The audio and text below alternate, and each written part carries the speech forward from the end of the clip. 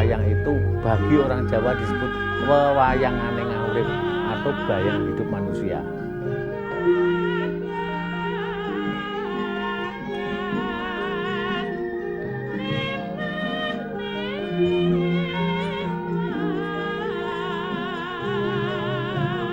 Wayang itu isinya memang menyampaikan pesan-pesan moralitas dan edukasi.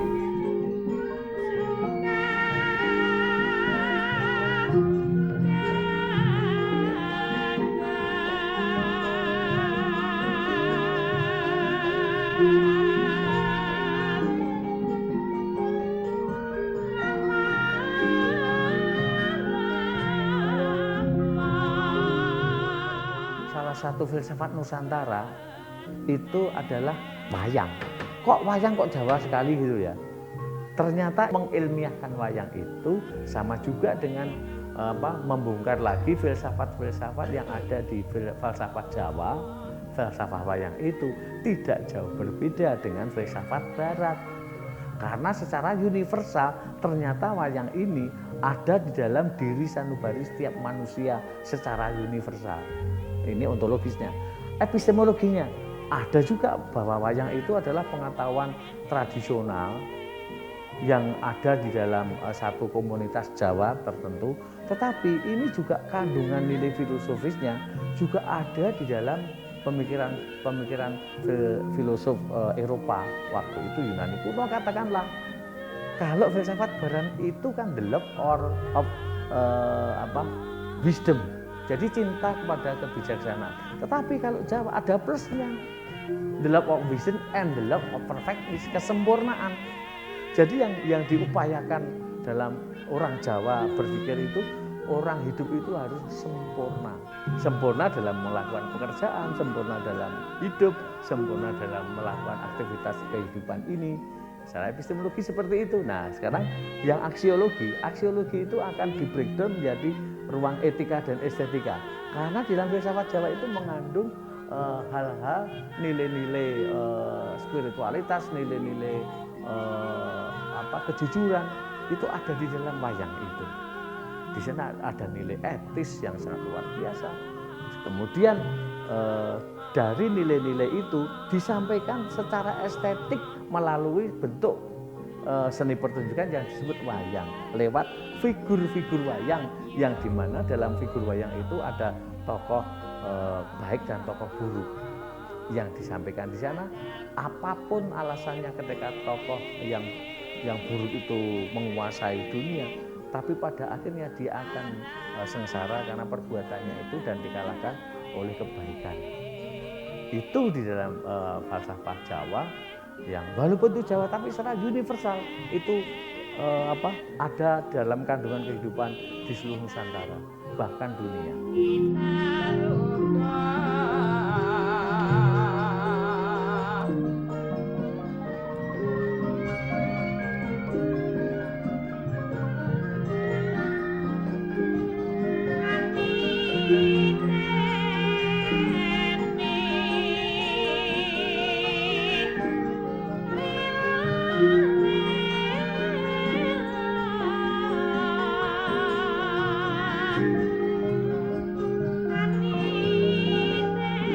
Yang saya pegang adalah salah satu tokoh Pandawa yaitu Sedewo. 5 bersaudara ini dilambangkan sebagai tokoh utama yang memiliki keutamaan hidup. Tetapi tidak semua tokoh yang baik ini juga selalu baik, itu juga tidak. Karena terbukti dalam lakon-lakon tertentu ini pernah juga berbuat jahat gitu ya. Jangan dikira bahwa Duryodana itu juga selalu jahat, itu juga tidak bisa begitu, karena ada lakon tertentu yang Duryodana itu baik, itu juga ada. Itu kan melambangkan bahwa manusia itu ada dua sisi yang antara buruk dan baik, dan selalu ada pertempuran dalam batinnya itu. Ini yang dicontohkan lewat tokoh-tokoh wayang itu sesungguhnya itu.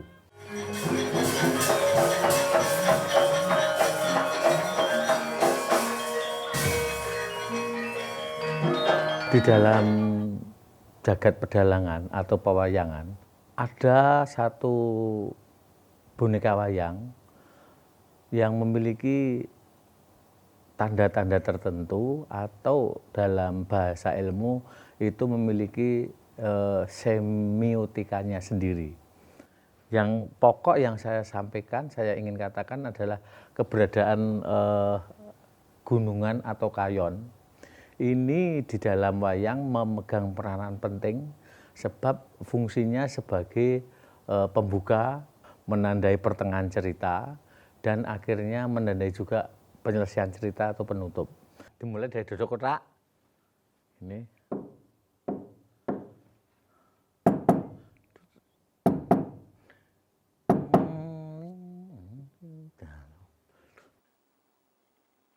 Kayone diduduk terus ke bawah, ya, terus dalam baca mantra ini,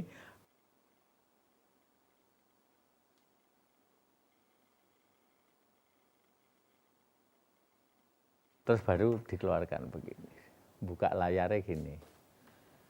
Nah, lakon itu selalu ada di dalam struktur susunan gamelan. Patet dalam gamelan, yaitu patet 6, patet songo, patet menyuro. Ketika ada di patet 6, kayon ini akan dimiringkan oleh dalang ke arah kanan. Sri tinon langning pamiat, busana maneka warna. Kayon atau gunungan itu juga merupakan filosofi dari perjalanan hidup manusia. Misalnya di patet 6 itu adalah masa anak-anak sampai dengan masa remaja. Kemudian berangsur-angsur nanti kembali ke tengah, ini untuk menandai peralihan dari patet 6 ke patet songo. Sang saya dalu araras, abyor lintang kumedap. Patet songo, posisi gunungan itu ada di tengah, itu adalah masa dewasa. Di patet songo itu ditandai oleh kayon tadi, bertemu dengan seorang pendeta, dia berguru. Dalam kehidupan sehari-hari, berguru itu sama dengan menuntut ilmu. Ilmunya itu adalah ilmu lahir, juga mungkin bisa ilmu batin. Kalau ilmu lahir itu untuk mengurusi bidang-bidang yang berurusan dengan kehidupan manusia itu, misalnya mencari mata pencaharian, kemudian mencari harta benda, itu adalah yang toto lahir atau ilmu lahir itu tadi. Ilmu batin itu adalah ilmu yang dipergunakan oleh manusia untuk mencapai kesempurnaan hidup. Nah, kesempurnaan hidup dalam konsep pemikiran Jawa itu bisa manunggal lagi kepada yang Maha Kuasa. Sehingga dalam kehidupan sehari-hari adalah ilmu agama. Agama apapun yang dilakukan atau yang diikuti oleh seseorang ini dalam rangka untuk menuntut pada atau mencapai kesempurnaan hidup itu. Nah, itu digambarkan di dalam kayon ini sampai manusia bisa sempurna. Berangsur-angsur juga perjalanan lakon itu, kayon itu akan serong ke arah barat atau ke arah kiri. Karena kalau di dalam wayang itu barat dan timur itu ditandai dengan kiri dan kanan saja. Kadinetrane nganggo rapuh, kesempurnaan hidup manusia itu karena dalam ajaran yang lain barangkali karena manusia berasal dari Tuhan, maka harus kembali ke tangan Tuhan. Kemudian pada akhirnya kayon akan kembali posisi tegak kembali seperti pada awalnya. Sehingga di dalam filosofi Jawa itu manusia itu harus kembali ke asal mulanya. Ngerti mulo bukane ngawurip. Itu prinsip dari wayang secara keseluruhan, sebenarnya itu yang ingin dicapai lewat lakon-lakon yang disampaikan oleh dalang melalui tokoh-tokoh dan figur-figur tertentu yang ada di sana itu.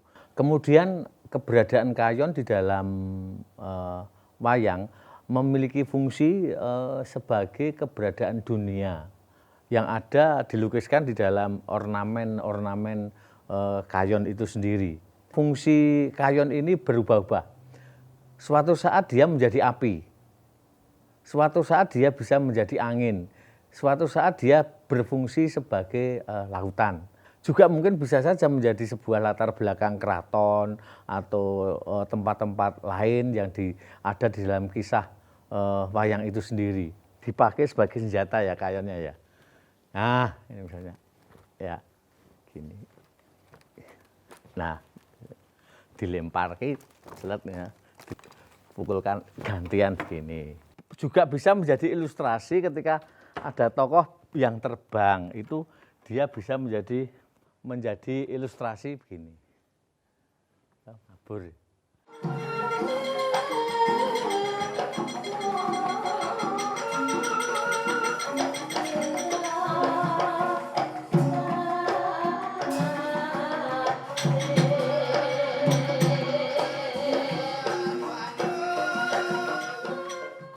Kelir itu disebut sebagai gelaring jagat karena figur wayang itu semuanya kan beraktivitas di atas kelir itu. Tuh.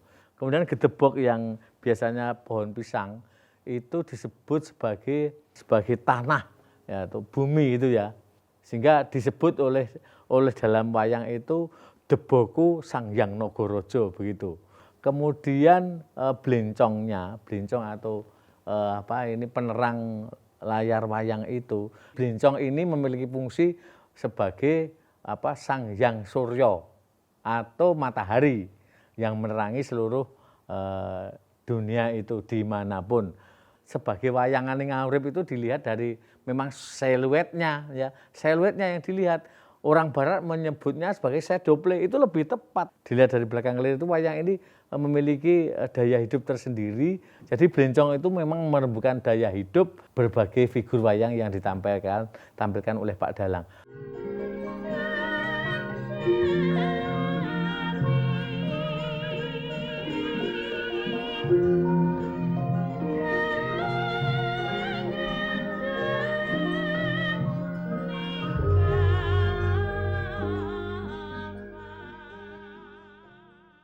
Filosofi keberadaan dalang itu adalah yang wiseso utusaning yang zat utama untuk mengatur kehidupan manusia itu. Walaupun kehidupan wayang itu sudah diatur sebelumnya, alurnya sudah ada sebelumnya. Kalau di dalam masyarakat, dalang itu dianggap memiliki pengetahuan-pengetahuan yang luar biasa. Sehingga dalang itu kadangkala dimintai oleh tetangga atau masyarakat untuk memimpin suatu upacara penting di dalam kehidupan masyarakat, khususnya adalah masyarakat Jawa. Oleh sebab itu, dalang selalu mendapatkan gelar secara otomatis, disebutnya sebagai Ki Dalang atau Kiai Dalang. Dalang itu mempunyai tugas untuk menghidupkan wayang. Wayang itu media, kemudian dalang itu untuk memberikan daya hidup kepada keberadaan tokoh wayang itu. Wayang hanya dipegang begini tidak akan hidup. Tapi kalau sudah di tangan dalang dihidupkan dengan cara misalnya bentuk perjalanan wayang atau pergerakan wayang itu seperti apa? Ulap-ulap, kemudian lumaksono, kemudian digetarkan tadi.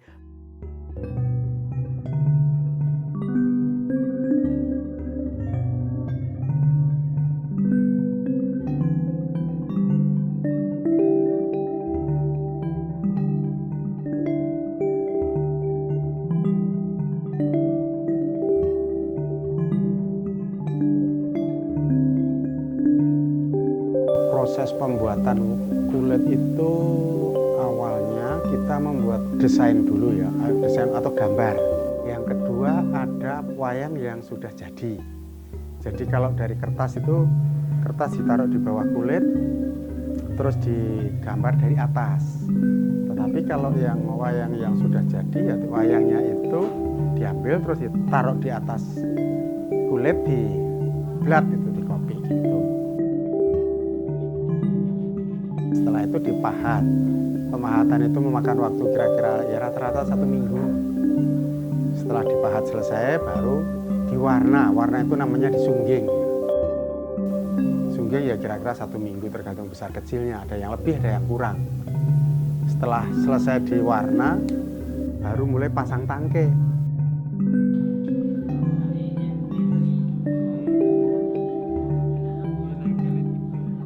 Tangkainya itu dari tanduk kerbau.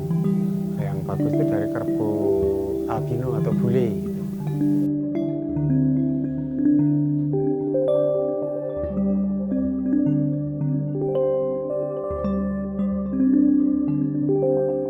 Setelah tangkai ya sudah mas, tinggal dipakai untuk pertunjukan atau dijual. Selesailah sudah. Tantangannya ya sejak dulu sampai sekarang itu sama mas. kesusahan mencari tenaga kerja. Karena membuat wayang itu kalau orangnya tidak betul-betul seneng gitu, kalau nggak telaten Mas itu. Jadi ada yang belajar, tapi dia ingin belajar bisa untuk bekerja. Ada juga yang belajar ingin supaya saya bisa membuat wayang bagus, itu lain aja. Kalau saya dulu belajarnya itu keinginan saya harus bisa membuat wayang yang bagus. Belum mikirkan untuk bekerja, tapi biasanya saya senang membuat barang yang bagus. Sama-sama kerjanya susah ya, sekalian yang bagus gitu.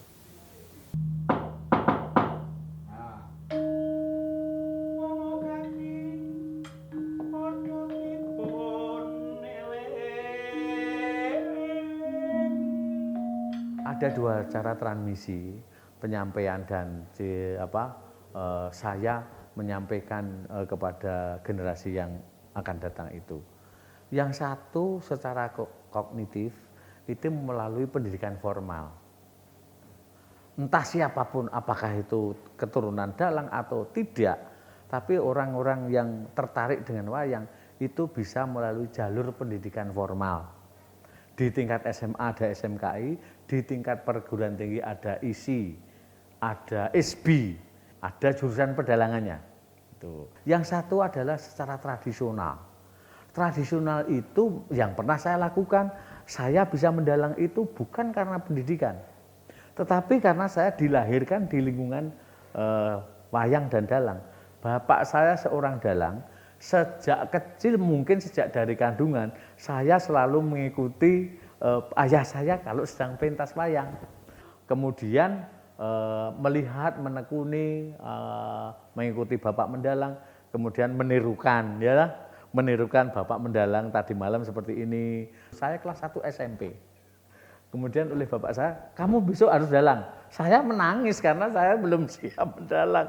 Kalau kamu tidak bisa mendalang, kowe dudu anakku, kamu bukan anak saya. Akhirnya saya memberanikan diri, kelas 1 SMP saya mendalang. Dan menurut penilaian pengerawitnya itu, wah dalangannya dia sudah bagus, kasih itu sudah bisa dalang. Setelah itu saya selalu diwakilkan oleh bapak saya mendalang di waktu siang hari. Karena dulu dalang dulu itu kalau dalang itu tidak hanya semalam, tapi semalam, siang dan malam. Siangnya itu wakilnya, saya menjadi wakilnya bapak kalau siang hari. Itu berlangsung sejak saya bisa mendalang. Kalau dia tidak turun dalang seperti apa? Kalau dia tidak turun dalang pun bisa ngenger atau nyantrik. Nyantrik itu mengikuti prosesnya sama, mengikuti dalang di mana dia mendalang dia ikut. Dia mendalang dia ikut. Kalau oleh dalangnya diperintahkan, kamu sudah bisa mendalang, sudah bisa mendalang. Sekarang coba saya mau lihat kamu bisa mendalang atau belum. Gitu.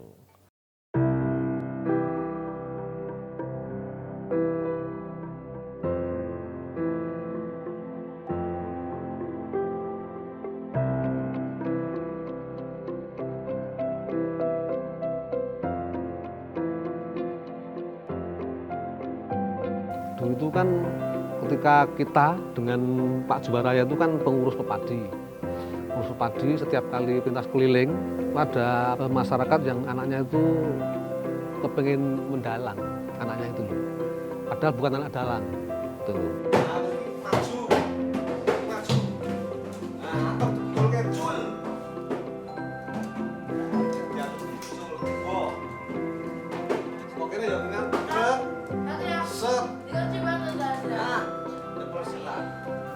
Lama-lama ternyata tidak hanya satu orang, dua orang, ternyata banyak yang berminat itu.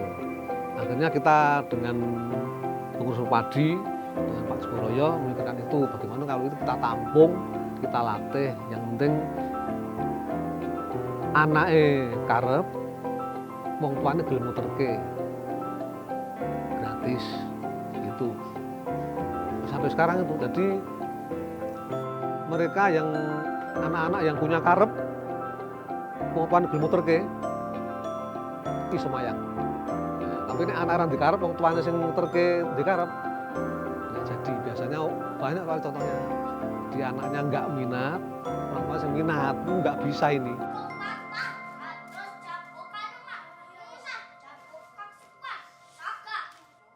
Sampai sekarang murid kita sudah banyak sekali. Kalau dihitung dari tahun 2009 sampai sekarang, itu sudah saya lupa hitungannya. Ya kita SD dan SMP. SD dan SMP. Jadi SD, nah SD itu kalau sudah bisa baca, dan tangannya sudah agak panjang ini, nanti kalau dilatih megang wayang udah enak. Kalau bisa baca, nanti bisa baca naskah. Ya, wayang punya segmennya sendiri. Walaupun tidak seperti dahulu ketika saya kecil. Ketika saya kecil nonton wayang itu, kalau datangnya telat, udah nggak bisa masuk.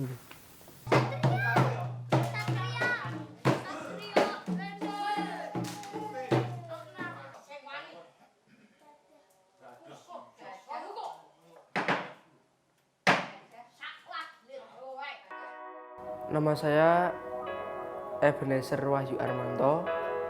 Saya kelas 8 atau kelas 2 SMP. Saya berumur 14 tahun, lahir pada tanggal 19 Oktober 2004.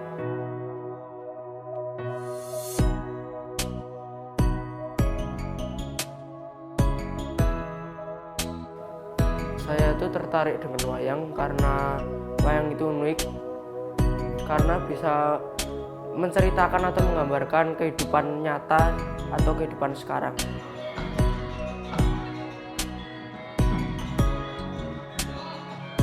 Saya tuh tertarik itu sejak umur 3 tahun. Awalnya tuh dulu tuh saya dikenalkan oleh bapak saya wayang. Nah, saya mulai tertarik sejak itu dan saya hingga sekarang bisa bermain mendalang.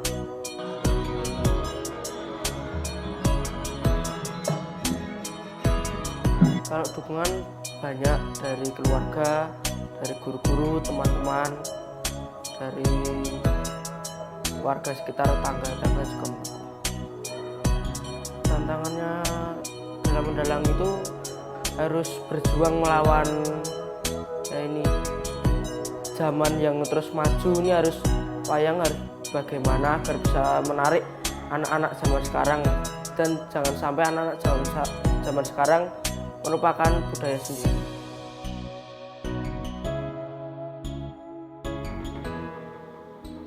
Sakat Dewa Panoro, yo pandaku yo doyaku, kakang patih Purutomo, opo dene tumenggung Purutono. Harapan saya orang atau siapapun yang belajar tentang wayang harus menekuni dengan serius. Karena wayang ini kalau ditekuni dengan serius bukan saja berguna bagi dirinya sendiri, tetapi juga berguna bagi orang lain, bagi sesama manusia. Karena wayang bisa dipakai sebagai alat untuk mempersembahkan nilai-nilai spiritualitas yang sangat tinggi kepada umat manusia. Kesenian wayang, terutama wayang kulit, wayang Purwo itu jangan sampai ditinggalkan oleh anak-anak kita. Jadi, itu sebagai kesenian yang sudah diakui UNESCO itu, yang dunia mengakui, ya jangan sampai anak-anak kita tidak mengakui. Nah, iman-iman untuk itu kita berharap agar anak-anak kita, generasi kita tetap eling, dan orang-orang tua juga tahu. Jangan sampai anaknya tahu, orang tua nggak tahu. Gitu loh. Paling tidak mereka senang wayang, syukur mau belajar wayang, akhirnya wayang tidak hilang. Tapi saya yakin bahwa di Bantul banyak sekali kok dalang-dalang cilik. Dan saya percaya besok wayang tetap akan eksis, tidak akan hilang wayang itu.